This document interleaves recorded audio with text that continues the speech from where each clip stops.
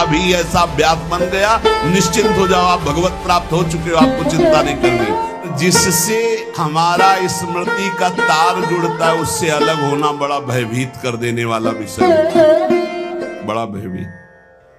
भूल करके भी कभी किसी से अपनापन न करें, बहुत बहुत खतरनाक अपनापन होता है।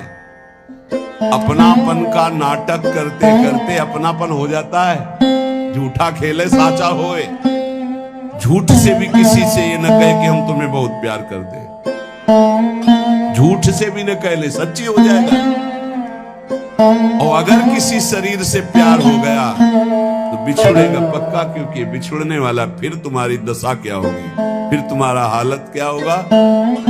आकाश की तरफ भरत जी देखते हैं तो उनको चंद्रमा में भी अपना हिरन दिखाई देता है। भूमि में देखते हैं तो उन खुर जो बने होते हैं हिरन, उनकी रज ले लेकर छाती से लगाते हैं तो उनको शांति मिलती है। ये मेरे मृग शावक के चरण चिन्ह। इतना प्यार, इतना अपनापन। तो इस शरीर से जो अपनापन हो गया वही तुम्हें भय दिखा रहा है मृत्यु का। अभी कल ही परसों एक प्रश्नकर्ता ने प्रश्न किया था, सब है सब, लेकिन एक भय है कि मरना है, अब उससे कैसे बचे। इससे कैसे, इससे गार्ड से नहीं बच सकते हो, अंग रक्षक रखने से नहीं बच सकते, नहीं बच सकते। अगर मृत्यु का संयोग अंग रक्षक से है तो तुम्हारा अंग रक्षक ही तुम्हें सूट कर देगा। अगर मृत्यु का संयोग है अंग रक्षक से तो जो तुम्हारा हर समय बॉडी गार्ड है ना, वही तुम्हें भूंज देगा। मृत्यु उसी के हाथ से मरवा देगी तुम्हें। और इतना प्रिय शरीर है कि मृत्यु की बात सुनते ही एक बार जैसे बिजली का करंट नहीं लगता, ऐसे मरना, अरे होश खराब हो जाते। देखो थोड़ी देर सोच के कि आज मरना है, कैसा लगेगा। बोले मरने से समझे मेरो मन आनंद, ओठ सूख जाएंगे, ओठ सूख जाएंगे कि तुम 5 दिन में मरने वाले हो, तुम्हारे ऐसा रोग है, ओठ सूख जाएंगे। हाँ, उसी के लिए सूखेंगे जो पहले से मरा हुआ है। जीवित मर जाए उलट आप में समाये है दिलगिरी है। अपने इष्ट के लिए जिसने प्राणों को समर्पित कर दिया, आप उसको डर नहीं। हमें सबसे ज्यादा प्रिय देह और प्राण है। देह प्राण ते प्रिय कछु नाही, गोस्वामी तुलसीदास। देह प्राण से बढ़कर कुछ प्रिय नहीं, लेकिन उनसे भी जो परम प्रिय है वो भगवान है, क्योंकि देह और प्राण दिन से संचलित हो रहे हैं।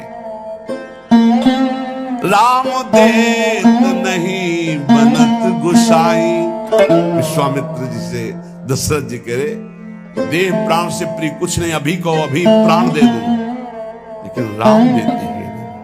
ये है महाभक्त की स्थिति। ले लो देह प्राण, अभी ले लो, राम जी को मैं। वशिष्ठ जी फिर उनको समझाते। यहां कह रहे, जैसे कहा जाता है कि हमसे भजन नहीं होता, क्यों?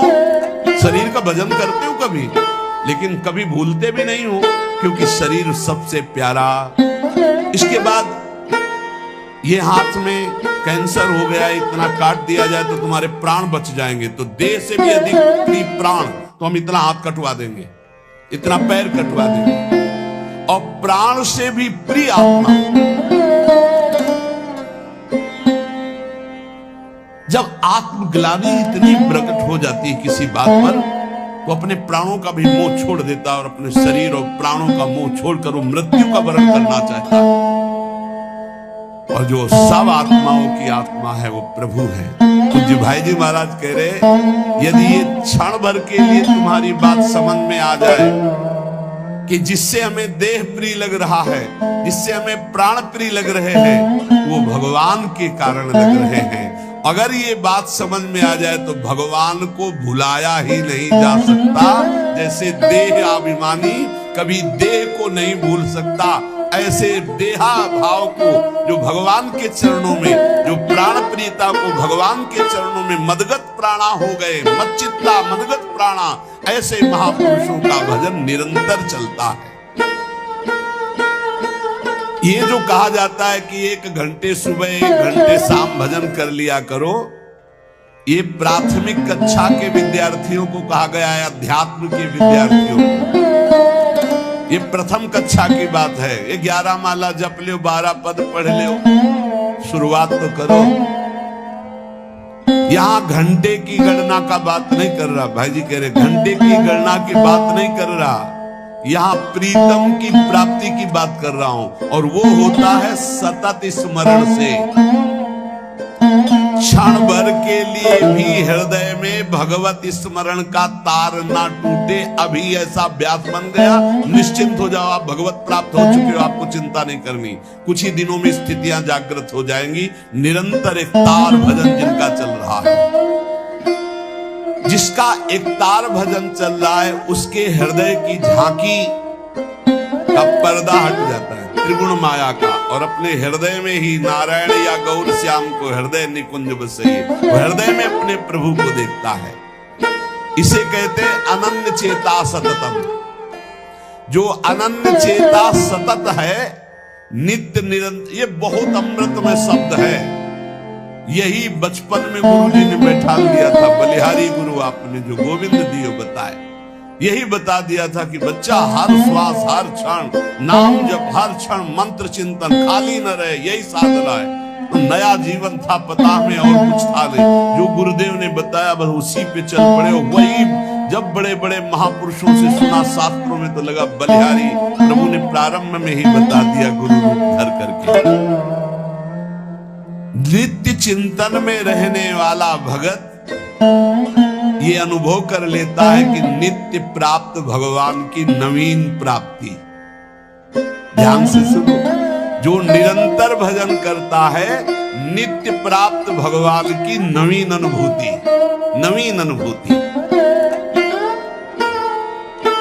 जब हृदय में चिंतन चलता है तो फिर बाहर से भगवान चले जाए या आ जाए कोई फर्क नहीं पड़ता। ये बहुत, जैसे बिलोमंगल जी ने श्री भगवान के लिए अपनी आंखों को शांत कर लिया, आप नहीं देखने देंगे संसार को, और चल पड़े वृंदावन के लिए। तो जो पूर्वाभ्यासी जिनके नेत्र नहीं होते वो तो चल सकते, लेकिन तत्काल जो नेत्र फोड़े थे तो मार्ग में चले तो एक लठिया ले ली थी, अभ्यास न होने के कारण मार्ग से हट करके एक कुआं था, उस कुएं में गिर गए। अब जिसका कोई नहीं है उसके तो नंदनंदन है, पुकारा हे देव हे कृष्ण, अब आप ही मेरे हो। भगवान की आवाज गंभीर मेघ के समान, बाबा ये लाठी ऊपर उठाओ, वो खींच के बाहर कर दिया। उन्होंने विचार किया कि मेरी लाठी तो इतनी बड़ी नहीं थी, केवल लाठी पकड़कर इस 50 हाथ कुएं से नीचे निकाला जाए। इसका मतलब ये कर तुम अन्यथा कर तुम भगवान ही हैं। तो धीरे से लाठी के सारे हाथ बढ़ाए, हाथ पकड़ा। जे ही हाथ पकड़ा तो ठाकुर जी ने झटक करके हाथ छुड़ाया, पर स्पर्श होते ही अपार आनंद। तब वो कहते हाथ छुड़ाए जात हो, निबल जान के मोही, हृदय ते जब जाओगे तो सबल सराहूं तोई। बूढ़ा हो गया हूं, निर्बल हूं, हाथ छुड़ाकर चले जा रहे हो, आप बलवान हो, नवकिशोर हो, जाओ, लेकिन हृदय से चले जाओ तो तुम्हें सबल और बहादुर जानूं। हृदय से अब तुम्हें नहीं जाने देंगे, हर समय स्मृति की तार से हम तुम्हें बांध कर रखेंगे। तो भगवान ही हाथ पकड़कर वृंदावन लाए थे बिल्वमंगल जी को। भगवान की स्मृति भगवत प्राप्ति का वर्तमान में स्वरूप है। हर समय भगवत स्मरण चल रहा, आप भगवान में हैं। 1 घंटे 2 घंटे नियम वाला यहाँ प्रसंग नहीं कह रहे हैं, इतनी संख्या पूरी करो, हम संख्या की बात नहीं कर रहे, हम गणना की बात नहीं कर रहे, हम भगवत प्रेम प्राप्ति की बात कर रहे हैं, जिसमें कोई गणना नहीं, कोई संख्या नहीं, पर हर श्वास हर सेकेंड नाम से जुड़ा हुआ होना चाहिए। ये खास बात है। आरंभिक साधकों के लिए ठीक है गणना नियम, प्रारंभिक जो साधना में लगे हैं, लेकिन हम उन भगवत प्रेमी महान भाग्यशाली उपासकों की बात कर रहे हैं जिनका एक ही उद्देश्य है भगवत प्राप्ति। तो उनके लिए संख्या नहीं, गणना नहीं, एक क्षण भी विस्मरण ना होने पाए। उठते बैठते खाते पीते हर परिस्थिति में लघु शंका हो रहे तो नाम चल रहा, शौच हो तो नाम नहीं छोड़ना है। हिसाब किताब तो हरि संभाले, अधाधुंध दरबार हमारा चलेगा। कितने हुए तुम देख लेना, तुम गिनो बैठ के। हम तो अधाधुंध शुरू, राधा राधा राधा राधा राधा। गणना तुम करो, फल फूल तुम ही हो, तुम्हें क्या फल चाहिए, तुम ही हमारे फल फूल हो। ये मस्ती भगवत प्राप्ति, क्या चिंता क्या परवाह। क्षण भर के लिए यदि प्रीतम की स्मृति ना हटे तो हिसाब किताब की बात प्रीतम संभाले। हम नाम जापक कि हृदय में आराध्य देव की ऐसी झांकी प्रकट होती है कि क्षण भर के लिए कभी विस्मरण नहीं हो सकता। ऐसी स्थिति में वो सो रहा होता है तो भजन होता है। छाती में अगर कान पवित्र हो तो लगा के छाती देखो, आपको सुनाई देगा नाम चल रहा है। ये एक गूंज सी उठती है। प्रेमी जनों को इतना नाम प्यारा हो जाता है कि स्वयं भगवान आकर कहे कि नाम के जप का फल है मेरा दर्शन, देखो मेरा दर्शन हो गया, छोड़ दो नाम जप। तो भक्त कहेगा कि महाराज दंडवत आप चले जाओ, मैं आपका नाम नहीं छोड़ सकता। ऐसा नाम प्रेमी पूज्य भाई जी महाराज। और इतना प्रिय नाम होता है कि अगर वही नाम निरंतर जप रहा दूसरा कोई बोल दे तो दौड़ पड़ेगा उसकी चरण धूलि लेने के लिए। ओ इसने राधा बोला, ये तो परम पावन, उसकी चरण धूलि माथे पे लगा देके। प्रीतम का नाम लेने वाला, प्रीतम की चर्चा सुनाने वाला प्रीतम के समान प्यारा लगने लगता है नाम जापक को। प्रीतम का कोई भी प्रसाद, वस्त्र, भोग प्रसाद, इत्र प्रसाद, फूल प्रसाद, कुछ भी वो प्रीतम से बढ़कर के प्यारा लगता है।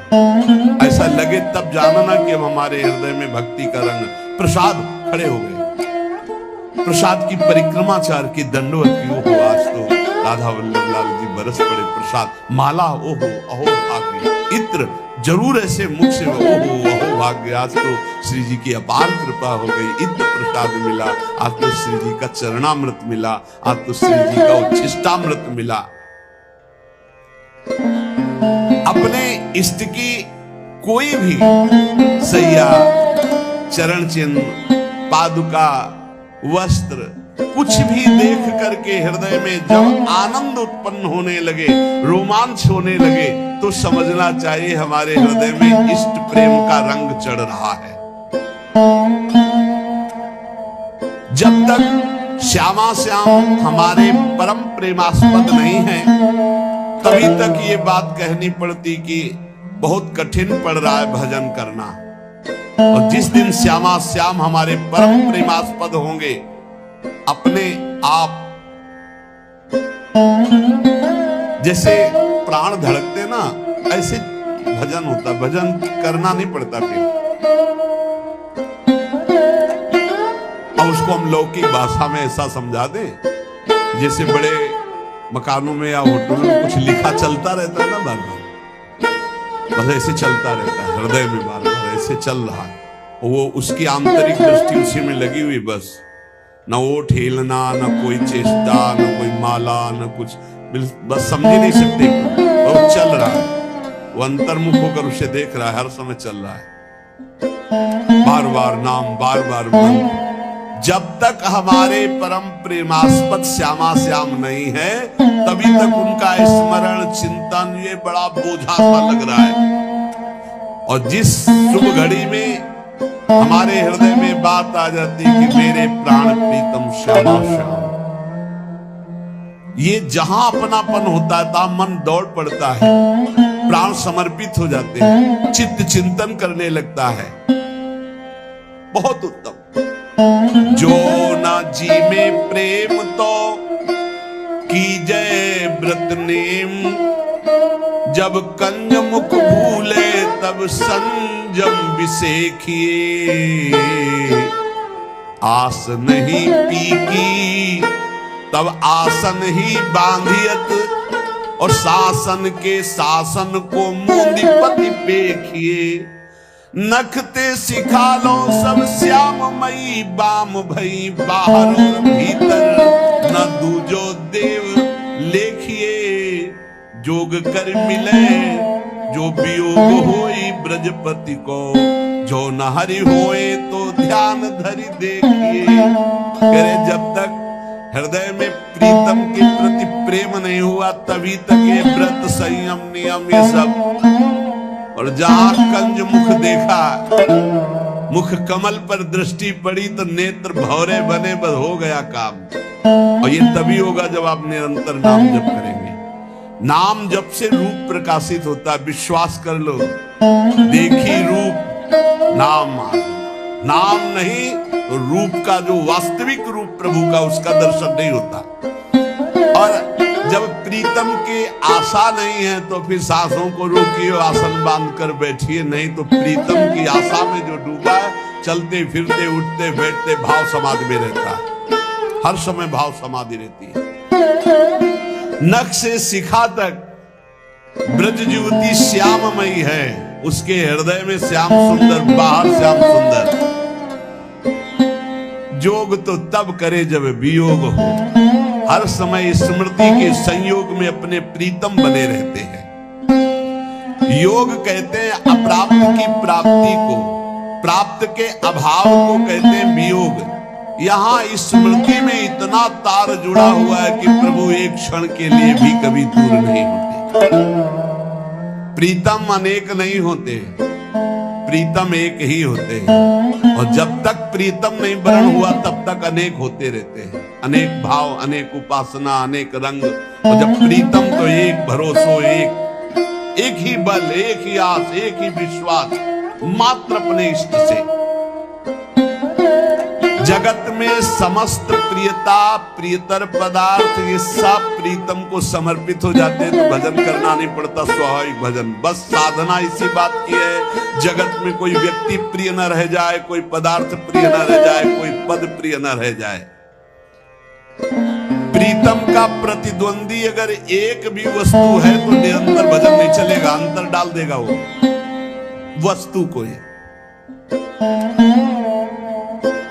एक महात्मा कई असरफियां किसी भक्त ने दी तो गीता के बस्ता में बांध लिया। कह रहे प्रतिद्वंदिता नहीं बर्दाश्त है प्रभु, प्रभु के प्यार में बंटवारा नहीं होना चाहिए, केवल श्री कृष्ण। पूज्य राधा बाबा कहते हैं कि हमारे प्रभु में वैसे तो बहुत सब गुण समुद्र है, लेकिन मैंने देखा उनमें एक ये बात है, तो दूसरिया पसंद नहीं करते, वो अनन्यता चाहते हैं, प्रतिद्वंदिता नहीं होनी चाहिए। तो जब शरीर छूटने का समय आया तो चिंतन पहुंच गया, वो असरफी रखी यार, बोल देते तो बता देते कि इनका संत भंडारा कर देते। इतने में प्राण छूट गया तो सांप बन करके बस्ता में बैठ, जो गीता का बस्ता उसमें बन के बैठना पड़ा। प्रीतम की प्रतिद्वंदिता नहीं होनी चाहिए, कोई प्रभु से बढ़कर हमारे लिए प्रभु के समान नहीं होना चाहिए। अगर कहीं कुछ प्यारा है तो घसीट ले जाएगा हमारा चिंतन, फिर अनंत चिंतन नहीं हो पाएगा। जब तक हृदय में प्रीतम का प्रतिद्वंदी भाव रहता है तब तक निरंतर भजन की संभावना भी नहीं है। इसीलिए उपासक जन उदासीन होकर सब वस्तु व्यक्ति से अपने चित्त को समेटकर प्रभु में लगा देते हैं।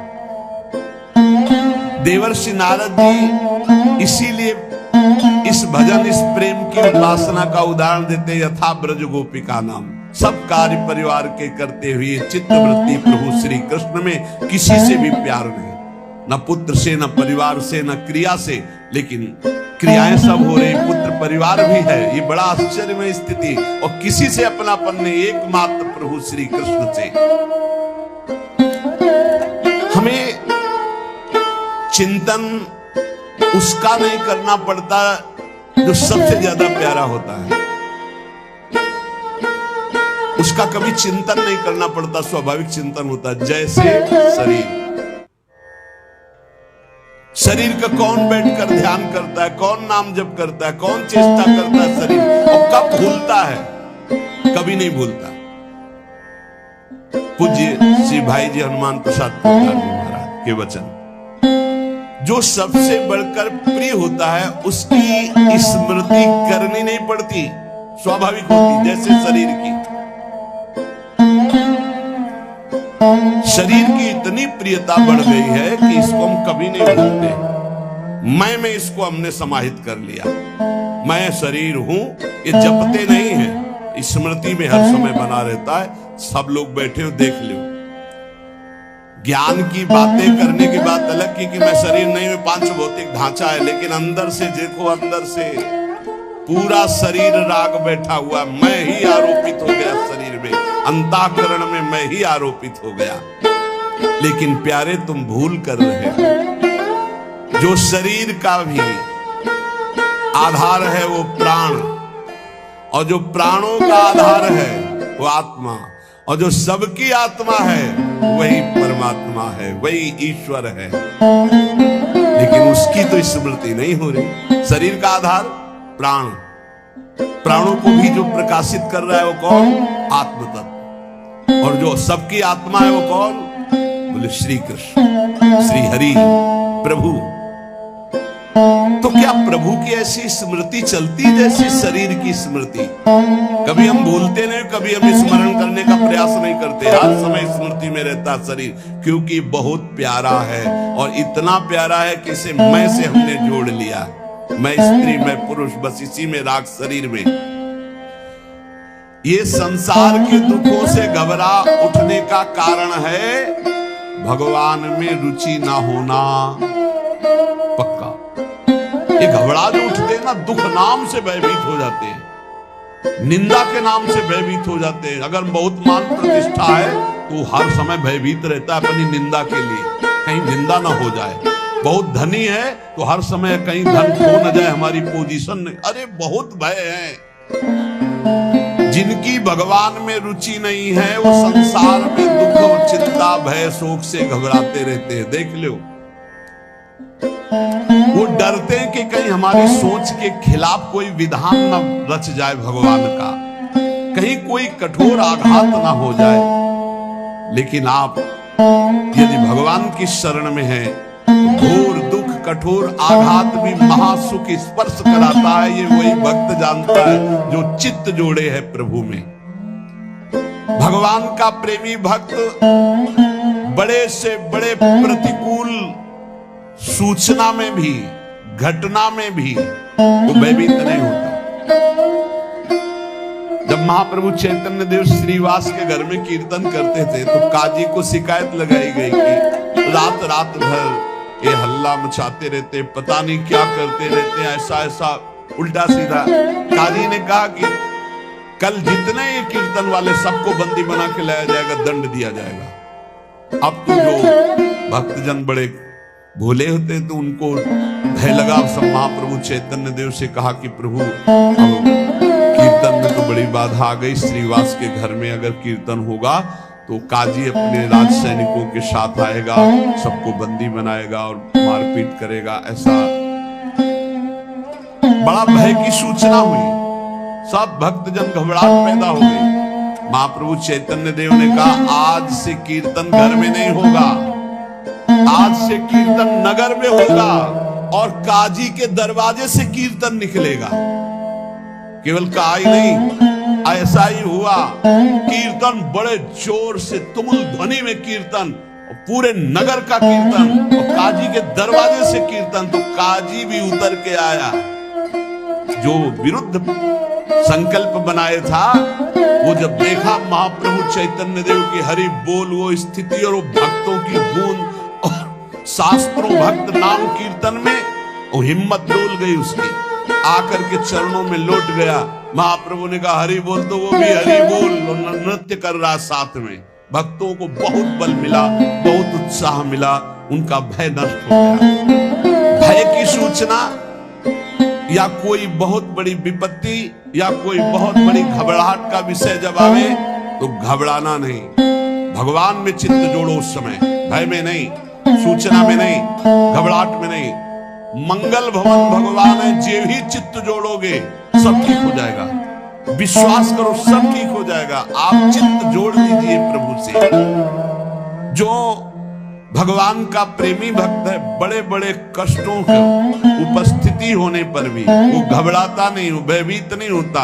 उसका जीवन भगवत समर्पित जीवन होता है। बड़े से बड़ा बंधन भी, जैसे श्री राम जी का चरित्र आता है। श्री राम जी वो बहुत बड़े महान भक्त बचपन से थे।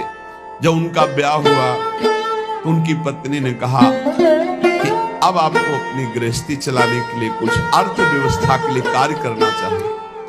वो एक छोटे से कर्मचारी, राज कर्मचारी से मिले। उनकी ईमानदारी बढ़ी। धीरे धीरे मंत्री के पास, मंत्री ने बादशाह के खजाने का खजांची बना दिया। बादशाह से विनय कर, बहुत ईमानदार, बहुत सच्चे और भजनानंदी। अब उनका जो भक्त होते हैं उनका हृदय बड़ा करुणामय होता है।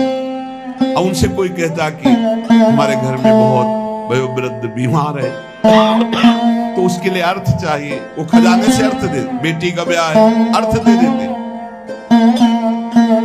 ये जब बात चली तो काजी को पता चला कि खजाने को आधा तो खाली कर दिया दान पुण्य। बादशाह से कहा, बादशाह ने तुरंत बंदी बनाने का हुक्म दिया। श्री राम को बंदी बनाकर सामने खड़ा किया और सत्यवादी भगवान के निज भक्त पूछा, तुमने खजाने से धन दिया? बोले जी। किसके आदेश से?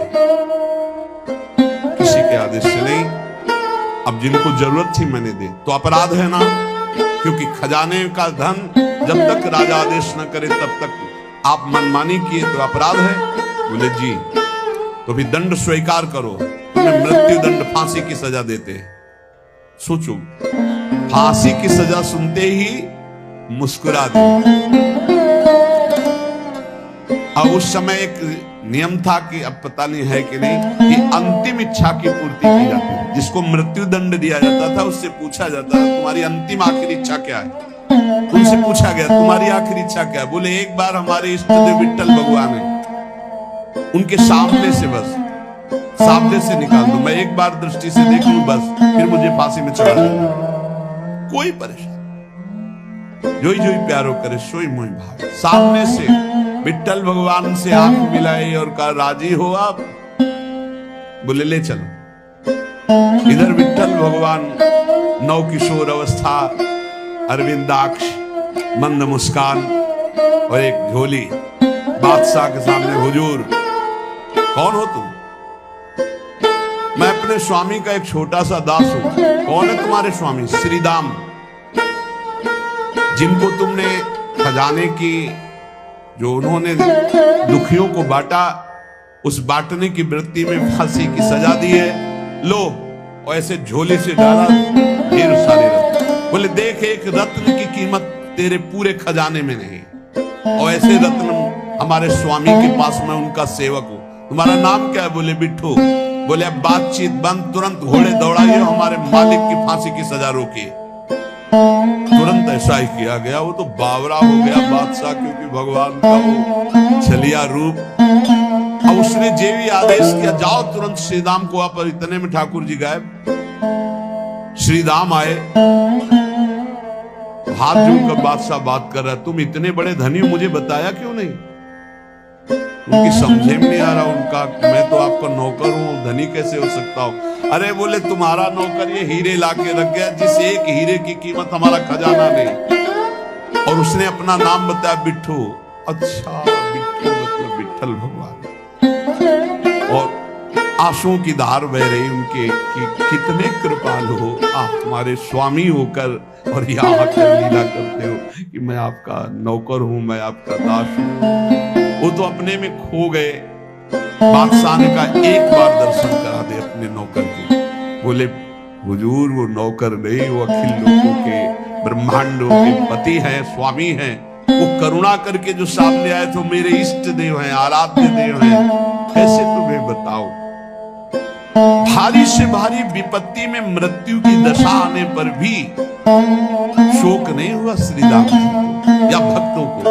अगर हम कसौटी पे कसे तो हमारी कहां की भक्ति है, किस कोट की भक्ति है। इसलिए हम निरंतर नाम जप करें और सच्चाई से अपने तन मन प्राण प्रभु को समर्पित करके उनका भजन करें और वो अद्भुत स्थिति प्राप्त करें जिससे हमारा बार बार जन्म मरण ना हो, हम नाना प्रकार के दुखों में ना फंसे, एक सच्चिदानंद सुख में निरंतर के लिए डूबे। इसलिए खूब नाम जप करें, अधिक से अधिक नाम जप करें। सार बात है नाम जप करें, नाम जप से सब आध्यात्मिक उन्नति हो जाएगी। शेष चर्चा के श्री राधा वल्लभ लाल।